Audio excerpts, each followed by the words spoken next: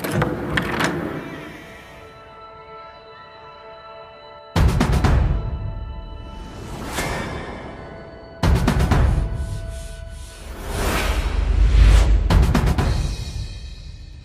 Student and welcome back to my YouTube channel the biology academy. तो आज हम लोग एक ऐसे चैप्टर के बारे में बात करने वाले हैं जो बहुत ज़्यादा इंटरेस्टिंग है और बहुत ज़्यादा इंपॉर्टेंट भी है। और मैंने अक्सर देखा है कि इस चैप्टर में बच्चों को बहुत डर भी लगता है। तो आइए आज आपको डर भगाने की कोशिश करते हैं और बात करते हैं बायोमॉलिक्यूल्स की। तो बायोमॉलिक्यूल्स को जब हम समझ रहे हैं, छोटी सी एक कहानी है, कॉन्सेप्ट समझने के लिए बहुत ज़्यादा ज़रूरी, जरा उसको देखते हैं। अगर हम लोग बात करें हमारी यूनिवर्स की, मिस यूनिवर्स की नहीं बेटा, यूनिवर्स की बात हो रही है। अगर हम लोग यूनिवर्स की बात करें तो हमारा यूनिवर्स 20 बिलियन ईयर्स एगो बना। यानी कि हमारा यूनिवर्स कितना पुराना है? लगभग 20 बिलियन साल पुराना है। यूनिवर्स की बात होने के बाद हम लोग बात करते हैं अर्थ की। तो लगभग अर्थ की उत्पत्ति हुई थी 4.5 बिलियन ईयर्स एगो। क्लियर? अर्थ में सबसे पहले बने नॉन लिविंग, अर्थ में सबसे पहले बने नॉन लिविंग, और नॉन लिविंग के बाद बने लिविंग्स।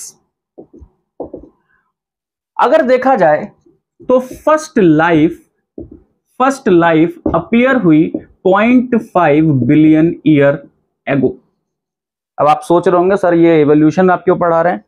कॉन्सेप्ट समझने के लिए चीजें काम में आएंगी। तो हमने क्या देखा? सबसे पहले यूनिवर्स बनी, यूनिवर्स से अर्थ बनी, अर्थ के बाद नॉन लिविंग थिंग्स बनी, और नॉन लिविंग थिंग्स के बाद में लिविंग थिंग्स बनी। इसका मतलब सर ये हुआ कि अर्थ से ही नॉन लिविंग बने हैं और लिविंग बने हैं। इस बात को थोड़ी देर ध्यान रखना, ठीक है? अर्थ से ही क्या बने हैं? नॉन लिविंग भी बने हैं और लिविंग बने हैं।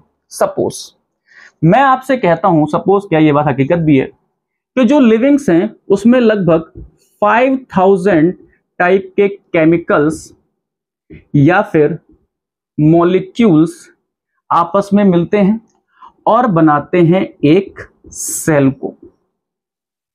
जो हमारी सेल है उसमें लगभग 5000 टाइप के मॉलिक्यूल्स या केमिकल हैं जिनसे हमारी सेल बनी है। और वो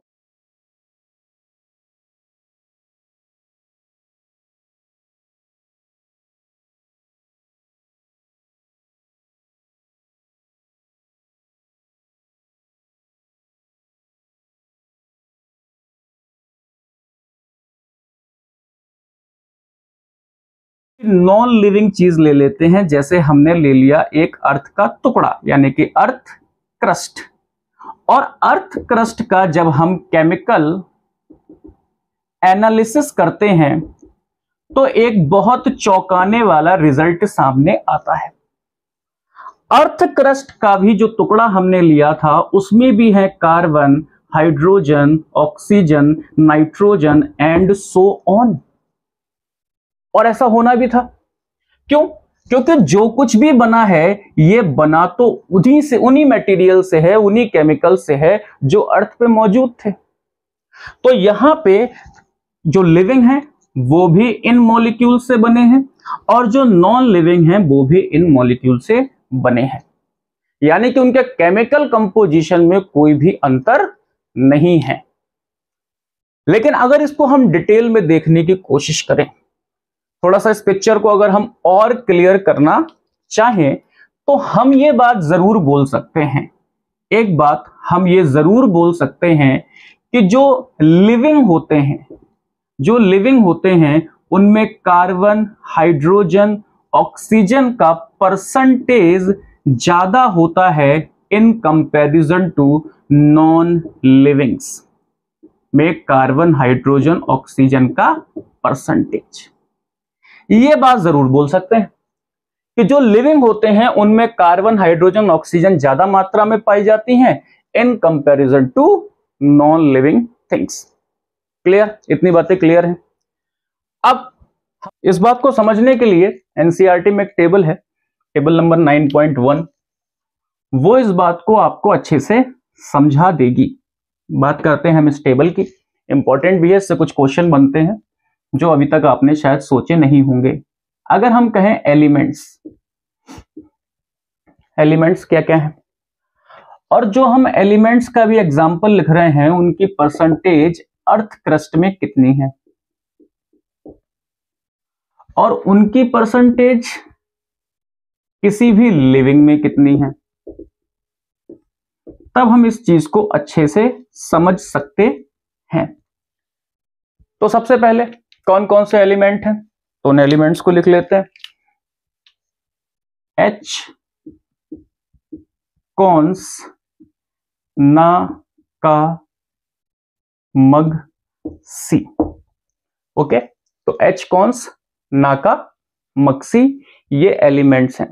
क्रस्ट में अगर हम परसेंटेज देखते हैं हाइड्रोजन की तो 0.14% और लिविंग में अगर देखते हैं तो 0.5% होती, जबकि कार्बन की रटी रटाई है 0.03 और यहां पे 18.5% कार्बन होता है किसी भी लिविंग बॉडी में। ऑक्सीजन की बात करते हैं तो 46.6 और यहां पे 65%। अगर हम लोग नाइट्रोजन की बात करते हैं तो वेरी लिटिल अमाउंट आपके एनसीईआरटी में लिखा है और 3.3। वहीं पे अगर हम लोग सल्फर की बात करते हैं तो 0.03 और यहां पे 0.3, सोडियम 2.8 और यहां पे 0.2, कैल्शियम 3.6 1.5, मैग्नीशियम 2.1 0.1 और सिलिकॉन 27.7 और ये होता है नेग्लेजिबल। ओके, तो ये कुछ परसेंटेज हैं। अब आपको यहां पे कुछ क्वेश्चन मिलेंगे जो आपको करने हैं। कैसे?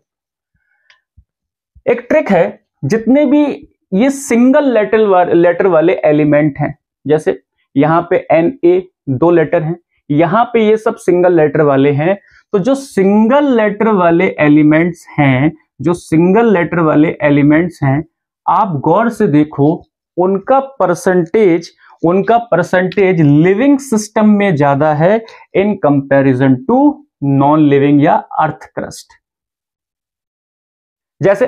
जैसे हाइड्रोजन 0.14 है, यहां पे 0.5 है, यहां पे कार्बन 0.03 है, यहां पे 18.5 है, यहां पे ऑक्सीजन 46.6 है, यहां पे 65% है। तो हम बोल सकते हैं कि hydrogen, carbon, oxygen, nitrogen, sulphur का जो कंटेंट है, देखो है दोनों में, अर्थ क्रस्ट में भी यही मॉलिक्यूल है और लिविंग सिस्टम में भी यही मॉलिक्यूल है, लेकिन जो इनका परसेंटेज है वो लिविंग में ज्यादा है, नॉन लिविंग में कम। जबकि जो ये 2 लेटर वाले एलिमेंट्स हैं, इनका परसेंटेज आप देखिए कि जो नॉन लिविंग यानी कि अर्थ क्रस्ट में है उनमें ज्यादा है, लिविंग में कम। ये ट्रिक है। अब क्वेश्चन क्या बनता है वो समझिए। आपसे पूछा जाएगा जो लिविंग होते हैं उनमें सबसे ज्यादा अमाउंट में, सबसे ज्यादा परसेंटेज में कौन सा एलिमेंट है, तो भैया वो ऑक्सीजन है 65%, और सेकंड नंबर पे आता है आपका कार्बन। जबकि अगर हम लोग नॉन लिविंग को देखते हैं तो सबसे ज्यादा अमाउंट में ऑक्सीजन तो है, लेकिन उससे कम अमाउंट में क्या है, सिलिकॉन। उससे कम अमाउंट में क्या है, सिलिकॉन। तो देखिए यहां पे नंबर बदल गया। ये तो कॉन्सेप्ट है ही है कि लिविंग में कार्बन, हाइड्रोजन, ऑक्सीजन का परसेंटेज ज्यादा है in comparison to non living, ये आपके एनसीईआरटी में भी लिखा हुआ है। लेकिन इस टेबल को एनालिसिस करके हम कुछ और क्वेश्चंस को देख सकते हैं।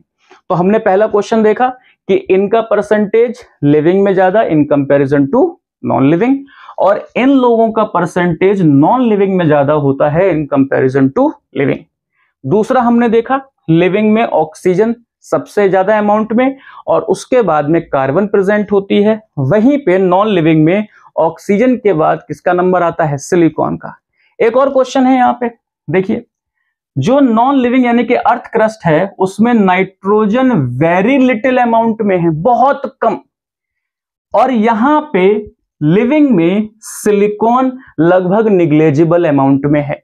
तो हम कह सकते हैं कि लिविंग सिस्टम में सिलिकॉन ना की मात्रा में पाया जाता है या नहीं पाया जाता है, और नॉन लिविंग यानी कि अर्थ क्रस्ट में नाइट्रोजन बहुत कम अमाउंट में पाया जाता है। तो इस टेबल से कुछ इस तरह के क्वेश्चन बन सकते हैं, आप इसको जरूर ध्यान में रखिएगा। आइए थोड़ा इससे आगे की बात करते हैं। तो अभी हमने देखा कि सेम मॉलिक्यूल से ही एक नॉन लिविंग है और उन्हीं मॉलिक्यूल से ही हमारा लिविंग सिस्टम बना है। अगर हम लोग बायोमॉलिक्यूल को डिफाइन करने की कोशिश करें तो कुछ इस तरीके से कर सकते हैं, कार्बन कंटेनिंग केमिकल्स या फिर मॉलिक्यूल्स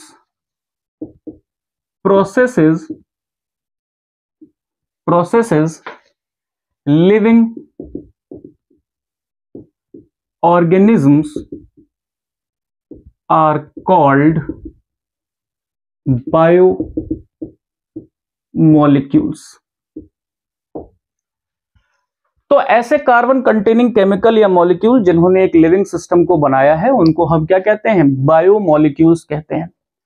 अब ये बायोमॉलिक्यूल्स शुरुआत में ऐसा माना जाता था कि जो बायोमॉलिक्यूल्स हैं, शुरुआत में ऐसा माना जाता था कि ये ओनली ऑर्गेनिक केमिकल्स हैं, सिर्फ क्या है, ऑर्गेनिक केमिकल्स हैं। लेकिन बाद में ये बात मान ली गई कि ऑर्गेनिक के साथ साथ इनऑर्गेनिक एलिमेंट्स और कंपाउंड्स भी एक लिविंग सिस्टम को बनाते हैं। यानी कि लिविंग सिस्टम में सिर्फ और सिर्फ ऑर्गेनिक केमिकल्स नहीं है, ऑर्गेनिक केमिकल्स के साथ साथ इनऑर्गेनिक एलिमेंट्स और कंपाउंड भी हैं। तो हम लोगों ने डेफिनेशन जानी है कि कार्बन कंटेनिंग केमिकल्स या मॉलिक्यूल जिन्होंने हमारी लिविंग सिस्टम को बनाया है उनको बायोमॉलिक्यूल्स बोलते हैं। और ये बायोमॉलिक्यूल्स में ना सिर्फ ऑर्गेनिक केमिकल बल्कि इनऑर्गेनिक एलिमेंट्स भी आते हैं। अब आपके एनसीईआरटी में दो एनालिसिस हैं, एक एनालिसिस है ऑर्गेनिक कंपोनेंट के लिए और एक एनालिसिस है इनऑर्गेनिक कंपोनेंट के लिए। आइए फटाफट से वन बाय वन देखते हैं उसे। तो आइए एनालिसिस को देखते हैं। सबसे पहले मान लीजिए कोई एक लीफ है और ये फ्रेश लीफ है, अभी अभी पेड़ में से नीचे गिरी है, फ्रेश लीफ है। अगर हम इसको तौलते हैं, इसका वजन करते हैं तो उसको हम बोलते हैं वेट वेट। कोई भी एक फ्रेशली फॉलन लीफ है और उसको हम जब तौलेंगे, उसका वेट करेंगे तो उस वेट को बोलते हैं वेट वेट। अब उसके बाद में अगर इस लीफ को हम ड्राई करते हैं या 100 डिग्री सेंटीग्रेड पे गर्म करते हैं, तब क्या होगा, इसमें जितना वाटर कंटेंट था वो इवेपोरेट हो जाएगा और ये कुछ श्रिंक हो जाएगी, यानी कि फ्लैसिड हो जाएगी। अब जब हम इसका वे करेंगे उसको कहते हैं ड्राई वेट। क्या कहते हैं, ड्राई वेट बोलते हैं। क्लियर, जब यहां से पानी इसका इवेपोरेट हो गया। अगर इसको हम बर्न करते हैं यानी कि जलाते हैं या 600 डिग्री सेंटीग्रेड तक गर्म करते हैं, तब यहां पे क्या होगा कि इस लीफ का बचा कुचा पानी भी निकल जाएगा सर, और साथ ही साथ निकल जाएंगे इसमें कार्बन कंटेनिंग मॉलिक्यूल्स या फिर केमिकल्स। और आप जानते हो कि कार्बन कंटेनिंग केमिकल्स या कार्बन कंटेनिंग मॉलिक्यूल्स कैसे होते हैं, ऑर्गेनिक मॉलिक्यूल्स होते हैं। तो हम ये मान के चल रहे हैं कि सबसे पहले इस लीफ में भैया पानी निकल गया, वाटर निकल गया, उसके बाद में सारे ऑर्गेनिक मॉलिक्यूल्स या ऑर्गेनिक केमिकल निकल गए। और शुरुआत में माना क्या जाता था कि बायोमॉलिक्यूल में सिर्फ और सिर्फ ऑर्गेनिक केमिकल्स पाए जाते हैं। इसका मतलब यह है कि अब जो इसकी राख बची है यानी कि जो ऐश बची है उसमें कुछ नहीं होना चाहिए, क्योंकि पानी भी निकल गया और ऑर्गेनिक कंपोनेंट भी निकल गए। लेकिन ऐसा नहीं होता। जब हमने इसकी स्टडी की तो ऐसा पता चला कि भाई इसमें inorganic elements and compound present थे। इनऑर्गेनिक एलिमेंट्स और कंपाउंड प्रेजेंट थे, जैसे सोडियम, पोटेशियम, मैग्नीशियम, कैल्शियम, जैसे फॉस्फेट एंड सल्फेट एक्सेट्रा। तो अगर किसी लिविंग सिस्टम में सिर्फ और सिर्फ ऑर्गेनिक कंपोनेंट होते या कोई भी लिविंग सिस्टम सिर्फ ऑर्गेनिक मॉलिक्यूल से मिलकर बना होता तो यहां पे ऐश के अंदर कुछ नहीं मिलता, लेकिन ऐश के अंदर ये जो इनऑर्गेनिक एलिमेंट्स और कंपाउंड पाए गए ये इस बात को इंडिकेट करते थे कि एक living system organic and inorganic दोनों ही केमिकल से मिलकर बना है। तो ये एक्सपेरिमेंट आपके एनसीईआरटी में भी है, इसको आप जरूर ध्यान रखिएगा। जो दूसरी एनालिसिस है वो बताती है कि कौन कौन से ऑर्गेनिक कंपोनेंट पाए जाते हैं बायोमोलिक्यूल में, उस एनालिसिस को भी हम लोग एक बार देख लेते हैं। तो नेक्स्ट एनालिसिस की तरफ हम लोग चलते हैं।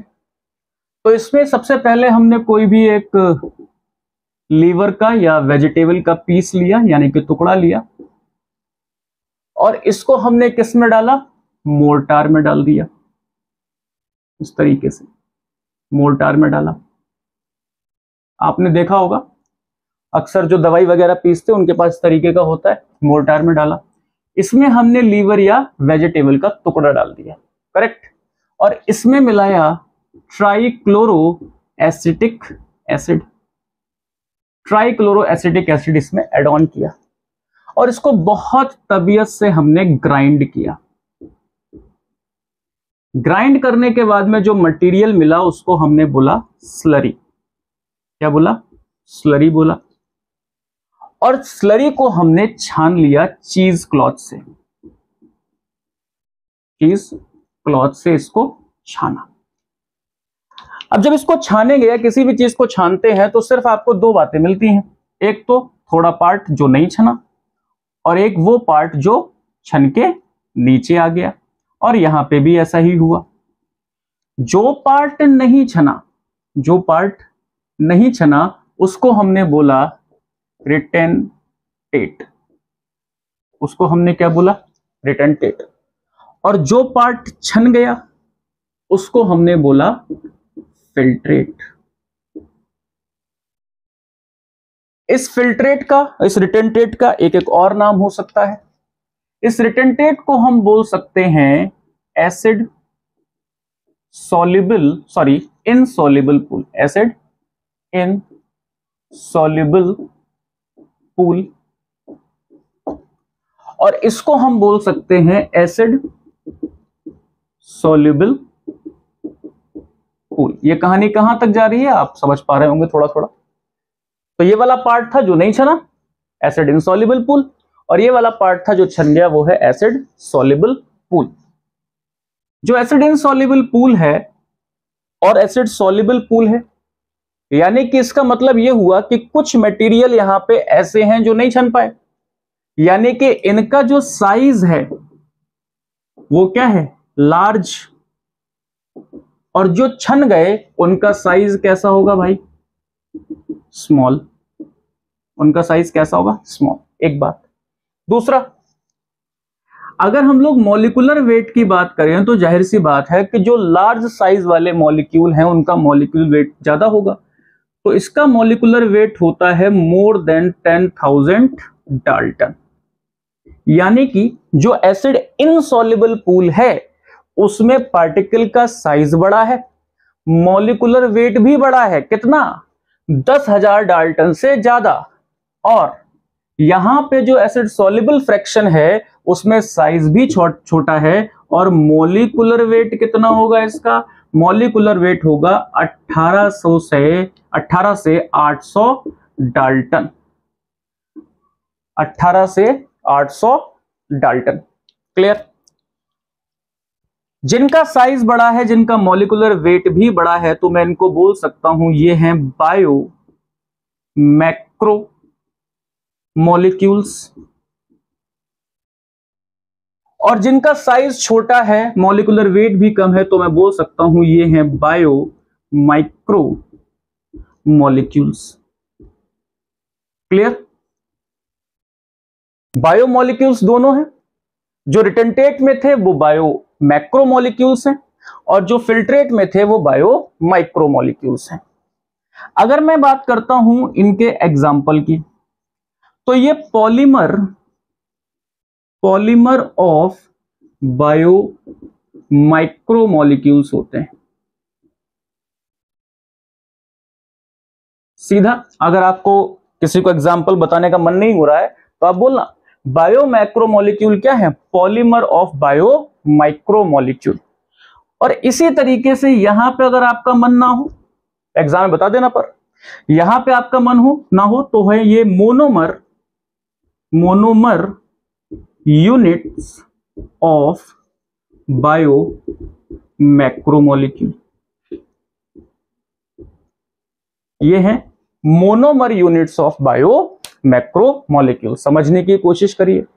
अगर मैं कहता हूं एक दीवार है और दीवार है बायो मैक्रोमोलिक्यूल, तो वो दीवार बनी है छोटे छोटे यूनिट्स यानी कि ईंटों से, तो वो जो ईंटें हैं वो क्या है? Bio micromolecule.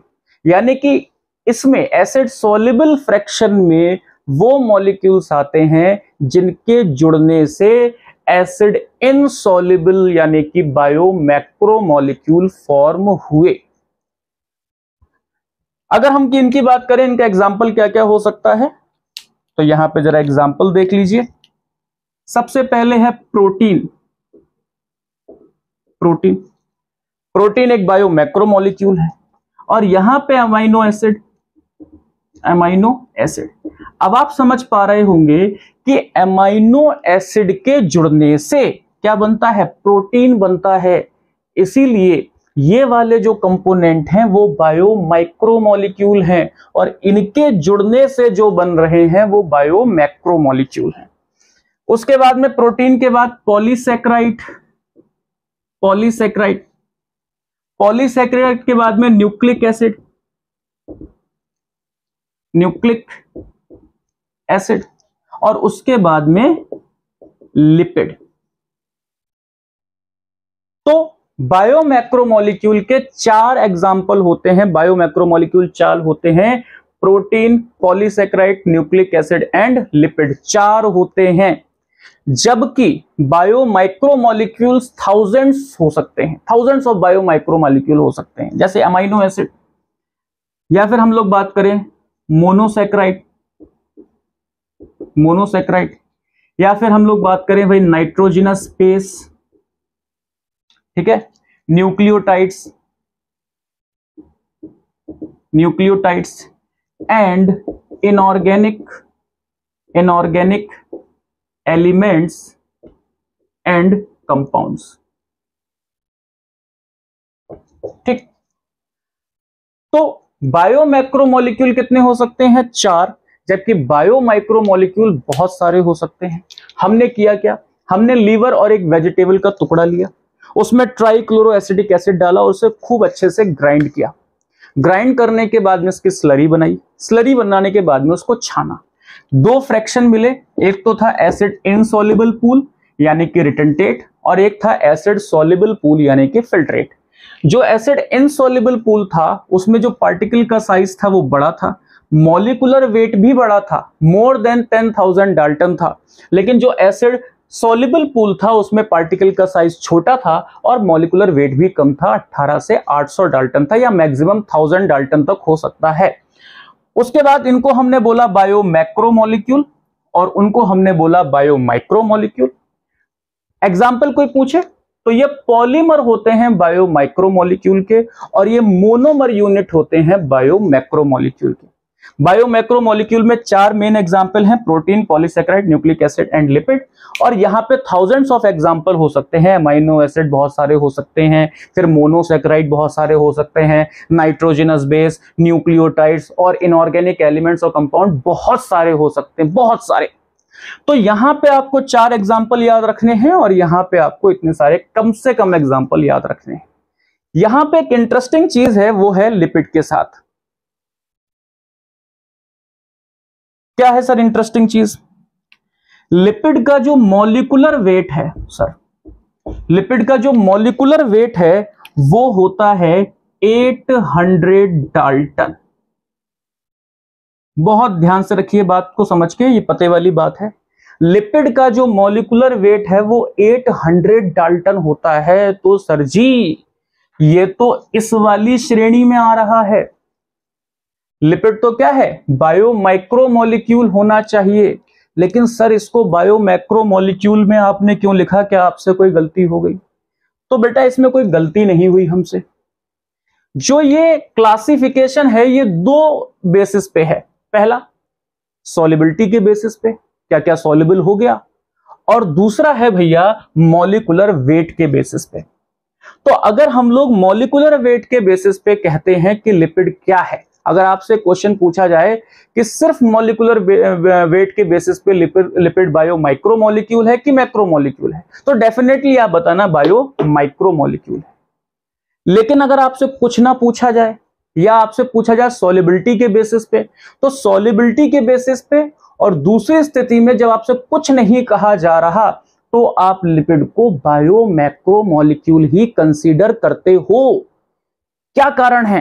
कारण यह है कि जब हम यहां पे ग्राइंड कर रहे थे तो जो प्लाज्मा मेम्ब्रेन वाला पोर्शन है, किसी भी लिविंग में जो प्लाज्मा मेम्ब्रेन वाला पोर्शन है वो लिपिड का बना होता है, फॉस्फोलिपिड बाइलेयर का बना होता है। और जब हम इसको ग्राइंड करते हैं तो जो ये लिपिड है ये वेसिकल्स के फॉर्म में बन जाता है। यानी कि हमने ग्राइंड किया तो लिपिड इस तरीके से वेसिकल के फॉर्म में बन गया, और ये वाली जो वेसिकल है ये यहां से छनती नहीं है, ये यहां से छनती नहीं है, रिटेंटेट में ही रह जाती हैं, ये सॉल्युबल नहीं है। इसीलिए सॉल्युबिलिटी के पॉइंट ऑफ व्यू से लिपिड को बायो मैक्रो मॉलिक्यूल कंसीडर किया गया है, लेकिन मॉलिक्यूलर वेट के हिसाब से लिपिड बायो माइक्रो मॉलिक्यूल होता है। कुछ ना कहा जाए लिपिड को बायो मैक्रो मॉलिक्यूल कंसीडर करिएगा। तो बायो मैक्रो मॉलिक्यूल में प्रोटीन, पॉलीसैकेराइड, न्यूक्लिक एसिड और लिपिड मिला हमको, और बायो माइक्रो मॉलिक्यूल में बहुत सारे थे, थाउजेंड्स ऑफ एलिमेंट्स थे। अब हम लोग नेक्स्ट लेक्चर से एक एक करके इन सबको पढ़ेंगे। चैप्टर बड़ा है, एक एक करके पढ़ेंगे। आप लोगों ने अगर चैनल सब्सक्राइब नहीं किया है तो सब्सक्राइब करिए, वीडियो अच्छी लगी तो लाइक करिए। मिलते हैं हम लोग नेक्स्ट वीडियो में, तब तक के लिए stay safe and stay healthy. जय हिंद।